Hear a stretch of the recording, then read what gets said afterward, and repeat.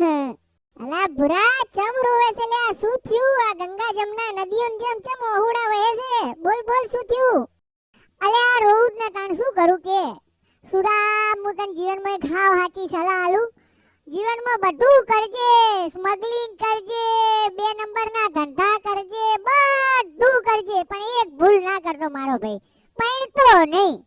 અલા શું પૈણતો નહીં? મારા બાપાએ તો સોડિયો જોવાની એ ચાલુ કરી નાખીને 3-4 સોડિયો મને ગમી ગઈ છે, અને તું મારો બેટો ખુદ પૈણી ગયો છે, અને હવે મને કહે છે તું મને એમ કે ભૂરીની કોઈ બેનપણી કોઈ બેન હોય ને હારી તો મારે તો કાલે જ પૈણવું છે, ફટાફટ આમ ઘોડે જ ચડી જાવું છે. અલા એ મારો ભાઈ ભૂરીના કુટુંબમાં તો ભૂલથી પડતો નહીં, કેવો ધવાડો છે ખબર હે તને? ભૂક્કા કાઢી નાખે એવું કુટુંબ છે, ભૂક્કા કાઢી નાખે એવું કુટુંબ. આ તો મને ચઈ નજરનો પ્રેમ થયો ને હું તો ઘેર લાવ્યો. હવે તો પસ્તાવાનો પાર નહીં, પસ્તાવાનો પાર નહીં. અને મારો ભાઈ એક સાચી સલાહ આલું, જો જીવનમાં આગળ વધવું હોય તો પૈણવાનું નહીં.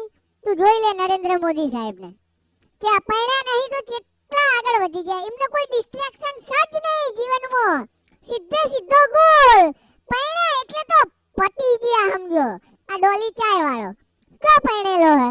જેટલા સક્સેસ લોકો હે ને એ પૈણા પહેલા થયા, પૈણા પછી તો બધા પટી ગયા, પટી. કારણ કે બૈરાઓના ખર્ચા તે જોયા છે?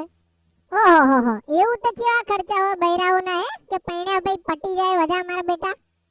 જો હું તને ગણાવું, હાલ નવરાત્રી આવી રહી હે અને હું ટેન્શનમાં છું. નવરાત્રી 10 દાડાની, એટલે 10 દાડાની નવી નવી જુદી જુદી ચણિયા ચોળી, રોજ રાતે તૈયાર થવા માટે બ્યુટી પાર્લર, એટલે 2000 રૂપિયા રોજ બ્યુટી પાર્લરમાં તૈયાર થવાના.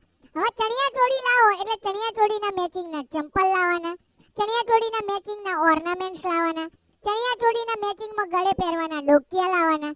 એમ કરીને એક દાડાનો ખર્ચો 6 થી 7000 રૂપિયાનો છે મારા ભાઈ. હવે તું વિચાર કરી લે, 7000 રૂપિયાનો રોજનો ખર્ચો 10 દાડાના 70000 રૂપિયા થયા. હવે તારા ભાનો પગાર 25000 છે આખા મહિનાનો, 25000 મારો પગાર, અને એમાંય મારે 45 ઉમેરું તારા ભૂરીનો ખર્ચો પાર પડે.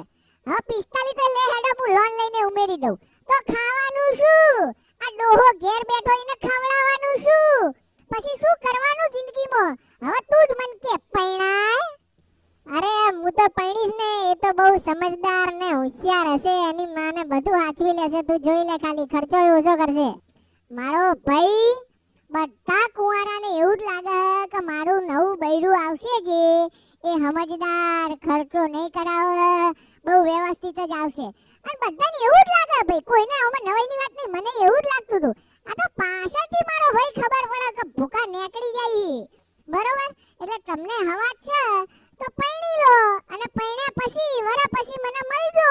અને જો તું મારા ભાઈ ના કે ના પૈણાય તો આપણે તું કે એટલાની શરત એ તો જોઈ લઈએ હેડો. હાલ તો તું હે ને તારા પેલા 45 ભેગા કરવાના હે ને એની ચિંતા કર પેલા. જે